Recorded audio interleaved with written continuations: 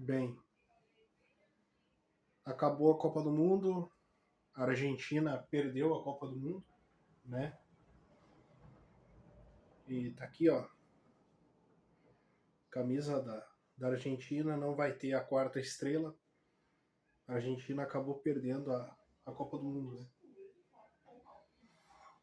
Mas assim, vendo toda a Copa acabou agora há pouco, a Espanha, ela foi a mais regular, né? A Copa do Mundo inteiro, a Copa do Mundo inteira. E a Argentina, ela meio que foi ganhando com um jogador que é espetacular e com bons jogadores, né? Como a McAllister, o Depou, o Paredes, outros jogadores bons ali, né? Fernandes, que foi expulso.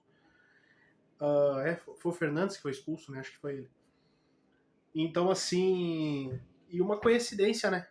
A Espanha, na última Copa, ganhou a Copa na prorrogação desse jeito que foi hoje, na Copa de 10, na África do Sul. E teve um jogador da Holanda expulso, né? E hoje teve um jogador expulso da Argentina também. E a Argentina, ela passou por Cabo Verde no balão, né? A Argentina passou pelo Egito. A Argentina poderia ter parado ali já contra o Egito e não ter ido para as quartas de final. Daí passou pela Suíça num jogo que a Suíça jogou melhor o segundo tempo. E o que aconteceu? A Suíça teve um jogador expulso que foi um dos lances mais ridículos que eu vi. E olha que eu assisto futebol desde criança. Assim, o cara foi expulso numa encenação ridícula. O jogador da Suíça foi expulso. Isso beneficiou a Argentina e a Argentina acabou ganhando depois, né? De 3-1. Fez o segundo gol e depois fez o terceiro gol. A Suíça tinha empatado o jogo, né? E o gol da Argentina, se eu não me engano, foi feito pelo Depou, se eu não me engano, o primeiro gol. Daí depois tem a semifinal, que o Messi foi muito bem no jogo e a Argentina virou para cima da Inglaterra, onde a Inglaterra, assim, foi para mim foi um dos jogos mais assim que cara, eu vou falar a real. Eu senti uma raiva. Não é a questão assim de, cara, eu torci para a Argentina nessa Copa. Eu torci para a Argentina. Mas sabe um jogo que me deu raiva? Foi o jogo Argentina e Inglaterra, que foi a semifinal da Copa do Mundo. Que foi o jogo que a Argentina ganhou para se qualificar para a final. Que jogo horrível. E a Inglaterra, olha só, cara. Acho que é Tuchel, o nome do treinador da Inglaterra. O treinador da Argentina, né, o Lionel Scaloni, ia botando atacante, isso que a Inglaterra tinha feito gol 1-0. Daí o treinador da Argentina ia botando atacante, ia botando meio atacante, e o treinador da Argentina ia botando lateral e botando zagueiro e lateral.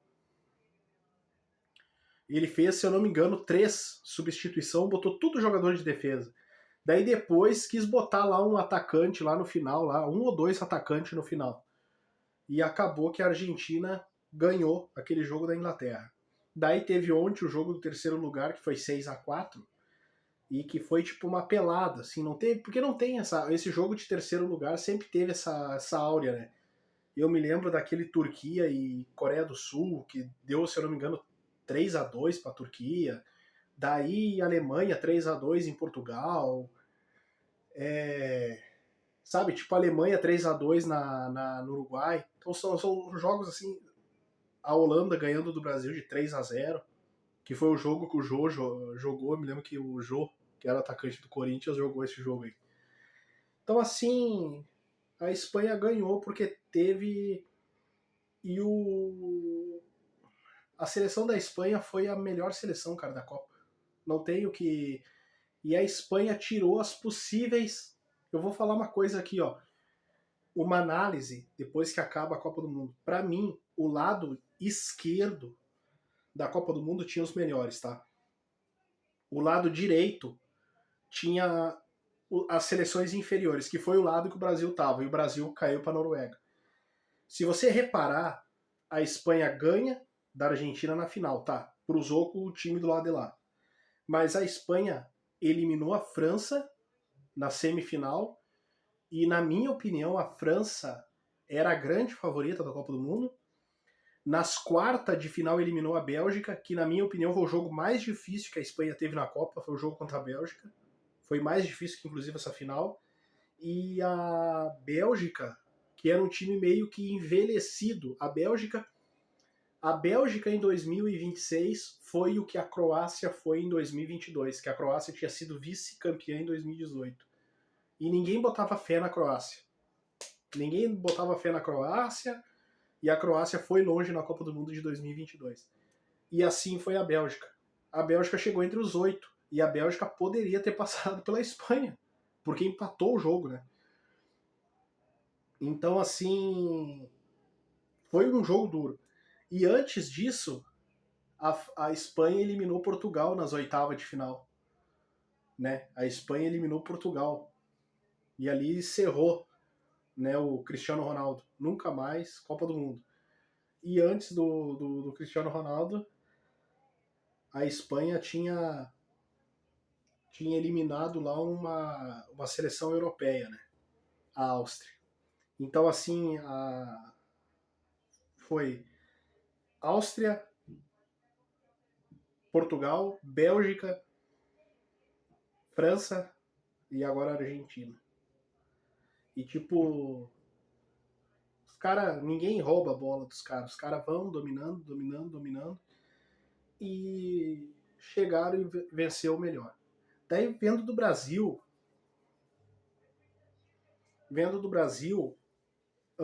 a Argentina, pra mim, a Argentina, desses 26 jogadores que a Argentina teve na Copa, talvez no máximo 13 jogador vai estar na próxima Copa do Mundo. Se você analisar assim, a metade desses jogadores não vai estar na próxima Copa do Mundo. Metade não vai estar. A seleção da Espanha, eu digo que 3/4 desse time vai estar na próxima Copa. De 15, 16 jogadores vai estar na próxima Copa. Que é um perigo, né? Porque ao longo da história a gente vê que às vezes é meio arriscado isso aí. E a seleção brasileira, uma seleção que, né, vendo agora, né, que acabou a Copa, tal, a Espanha, daí tem um monte de jogador da seleção brasileira que eu acho que acabou. Os 3 goleiros. Alisson acabou, Weverton acabou, Ederson acabou. O Wesley, que foi cortado e não foi para a Copa do Mundo, que se machucou no amistoso contra o Egito, na minha opinião, esse cara não é lateral direito de seleção brasileira. Não é nem para estar no banco. Assim, não é. Ele foi por uma situação e mesmo assim não foi porque se machucou. O Ederson, que foi no lugar dele, o volante, também para mim não é jogador de seleção brasileira. Os zagueiros, Bremer, para mim, esse aí também não é jogador de seleção brasileira. O Ibañez não jogou nada no jogo contra Marrocos. Se permanecesse no jogo ia ser expulso. O Ancelotti já foi esperto e tirou ele do jogo, porque se ele ficasse ele ia ser expulso no jogo contra Marrocos. O Gabriel Magalhães deve continuar porque é jovem. O Gabriel Magalhães, ele é novo e ele joga no Arsenal e ele é novo. O Gabriel Magalhães, embora o gol seja feito em cima dele, mas o Gabriel Magalhães pode se tornar um Dunga aí no futuro, e eu acho que o Gabriel Magalhães tem tudo para ser o capitão da seleção brasileira nesse ciclo aí.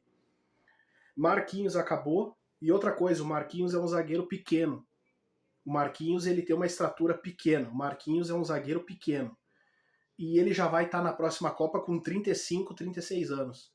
Imagine um cara frágil fisicamente, pequeno. Até agora ele vinha ganhando na técnica.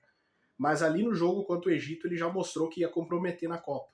E foi um jogador assim que não jogou nada na Copa, o capitão do Brasil. Daí, Alexandro já era. Danilo nunca foi jogador de seleção brasileira, tá? Lateral que não cruza uma bola. Douglas Santos, que teve gente elogiando aí, pra mim não joga nada. Casemiro acabou. Casemiro acabou para a seleção brasileira, essa é a verdade, vai estar com 37 anos na próxima Copa. Quem mais? Bruno Guimarães eu acho que deve continuar. O Paquetá deve acabar, acho que deu, ninguém aguenta mais. Essa Copa já foi uma forçação de barra. Imagina numa outra situação, né? E o problema é essa Copa América de 2028, tá? Essa Copa América pode ser um problema, ele convocar esses jogadores aí e ganhar essa Copa América, que qualquer um ganha, e daí querer levar para 2030. Daí você pega outros jogadores aí. Vamos pegar os 9 atacantes que foi pra o Fabinho. Fabinho também é um baita jogador, mas o Fabinho, sabe quem é que o Fabinho me lembra? O Fabinho me lembra o Paulinho e me lembra o Fernandinho. Aqueles jogadores da época do Tite. A mesma coisa. Acabou pro Fabinho. Vai estar com 36 anos na próxima Copa. Acabou. Daí os 9 atacantes. Neymar, não sei. Se o Neymar tem condição de estar na próxima Copa, por que não? Não dá para saber. Luiz Henrique, para mim, é um jogador que, cara, se perdeu. Cadê o Luiz Henrique? Ryan. O Ryan foi tirado no jogo contra a Noruega, né? Ele foi tirado. Endrick é a nova safra, tá lá. Vini Júnior foi o melhor jogador brasileiro da Copa, junto com o Bruno Guimarães. Daí quem mais? Igor Thiago não é jogador de seleção brasileira, acho que esse aí já era também para seleção. Matheus Cunha, não sei, mas é um jogador também meio caneludo. Mas fez 2 gols na Copa. Fez 2 ou 3 gols, não me recordo agora. Ele fez gols contra a Escócia e contra o Haiti. O Martinelli, que fez o segundo gol contra o Japão, que classificou o Brasil contra a Noruega. O Gabriel Martinelli, assim, o problema é que ele vai estar com mais de 30 anos. Ele vai estar, será, com 33, 34. Então, assim, nessa ele já estava com 29, 30. Então, assim, Rafinha, 7 jogos, nenhuma assistência e nenhum gol. Eu acho que Rafinha já era para a seleção brasileira também. E acho muito marrento, arrogante, pedante, prepotente. É um bom jogador, mas assim na seleção ele não. Daí vai engrenar em 2030, Rafinha, com 31 anos de idade, 32. Acho que não, né? E quem mais? Isso aí. E outra coisa, o Carlo Ancelotti, ele vinha com aquele time, né? 4 jogadores atrás, 2 no meio, 4 na frente, né? Querendo imitar a França, né?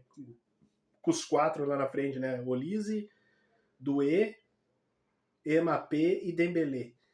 Querendo imitar a França, né? Cara, tu pode jogar. Daí você pode dizer assim, tal esquema funciona, tal esquema não funciona. Todos os esquemas funcionam.